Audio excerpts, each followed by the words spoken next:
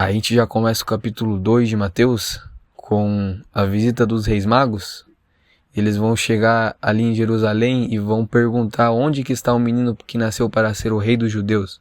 Nós vimos a sua estrela no Oriente e viemos adorá-lo. Mas quem que são esses Reis Magos?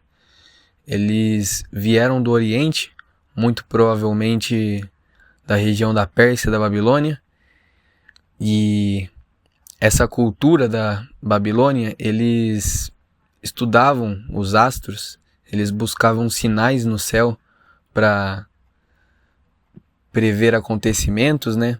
Ou até enxergar alguma mensagem divina. E o próprio Deus, ele vai falar em Gênesis capítulo 1, versículo 14, que as estrelas elas servem para marcar épocas, estações e também para sinais. Então, aquela cultura, eles estudavam muito os astros. Por isso que os reis, eles veem a estrela no Oriente e eles associam isso ao nascimento do Messias. E também aquela região tinha forte influência judaica por conta do exílio dos judeus. Mesmo 400 anos depois, tinha forte influência judaica. Então, eles tinham o estudo dos astros e também tinham conhecimento das profecias messiânicas.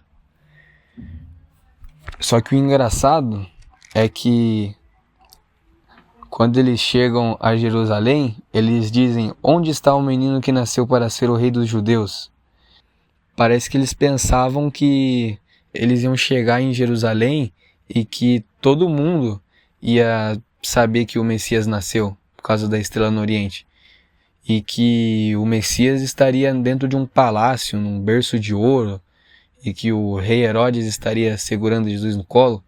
Mas o que a gente vê é algo totalmente diferente disso, que só os reis magos viram a estrela no Oriente e associaram isso ao nascimento do Messias.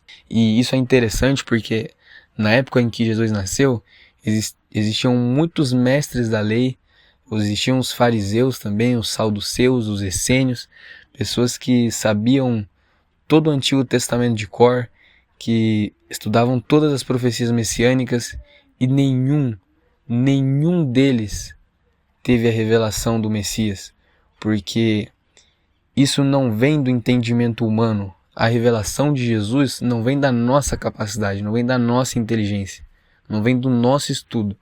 Ele vem por causa da revelação de Deus. É Deus que nos revela o Messias e a sua salvação. Tanto é que a gente pode ver na passagem em que Jesus está com os discípulos e ele pergunta: quem vocês pensam que eu sou? E aí Pedro ele vai dizer: tu és o Cristo?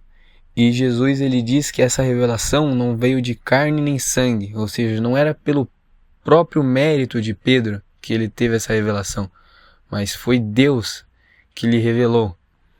E a gente vai ver que ao longo do Evangelho de Mateus, os fariseus, os mestres da lei, os saduceus, eles vão passar todo o Novo Testamento rejeitando a Jesus como o Messias. E pessoas de segundo escalão da sociedade, como pescadores, mercadores, coletores de impostos, até prostitutas e mendigos, vão crer em Jesus, mesmo que a capacidade intelectual deles seja menor que a dos mestres da lei e o estudo das escrituras deles seja menor do que os mestres da lei. Deus revelou a eles o Messias e eles creram. Agora, os fariseus e os mestres da lei, eles foram impedidos de crer em Jesus, porque o coração deles era orgulhoso. Então, eles eram hipócritas, né? Eles estudavam a lei, ensinavam a lei, mas tudo para o seu próprio benefício, tudo para o seu próprio ego, para o seu próprio orgulho. Então, quando o Messias veio de fato, eles ficaram com medo e preferiram se agarrar ao orgulho ao invés de se ajoelhar perante o Messias, porque eles amavam as instituições deles mais do que eles amavam a Deus. Então, a gente vê isso hoje também em pessoas que elas amam a sua denominação, a sua religião, a sua igreja, mais do que a Jesus. Muitas pessoas que elas ensinam coisas que não estão na Bíblia, e quando você vai confrontá-las e mostrar na Bíblia que o que elas acreditam é errado, elas vão se apegar ao que a denominação delas ensina e não ao que a Bíblia diz. Por quê? Porque elas amam ir na igreja no domingo, elas amam ficar ali conversando com os irmãos, elas amam o conforto de estarem ali sentadas e ouvindo a pregação, mas elas não amam a Jesus de fato. Quando elas são confrontadas com a verdade do Evangelho, quando a sua hipocrisia é exposta, elas mostram que elas verdadeiramente amam o mundo e que elas verdadeiramente são orgulhosas. Assim como os fariseus, a gente vê que existem denominações, religiões, que elas até se colocam em cima da Bíblia. Então, elas falam que o que elas dizem vale mais do que a palavra de Deus, porque elas querem moldar os ensinamentos de Deus, a palavra de Deus, segundo o que lhes convém. E Jesus, ele não veio para ser conveniente a ninguém, ele veio para falar a verdade, e a verdade dói. Então, esses estudiosos, eles não tiveram a revelação do nascimento do Messias, e ao longo de toda a vida de Jesus, eles não tiveram a revelação do Messias. E eles viram Jesus dar palestras, eles estiveram no Sermão do Monte, eles estiveram quando Jesus multiplicou os pães, estiveram quando Jesus ressuscitou Lázaro, e nada disso bastou.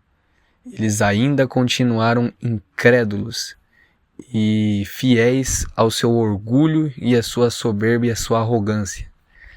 Por isso, meus irmãos, o erro é a gente achar que os fariseus ficaram no passado, mas o orgulho e a soberba que eles tinham no coração também está no nosso coração nos dias de hoje. Tanto é que Salomão diz, não há nada novo embaixo do sol. E realmente, não há nada novo embaixo do sol. Por isso que nós temos que ser humildes e saber que a revelação de Jesus, ela só vem por meio de Deus. É Deus quem nos revela a sua salvação. E não nós que, pelo nosso próprio intelecto, descobrimos que Jesus é o Messias. Foi Ele que nos descobriu.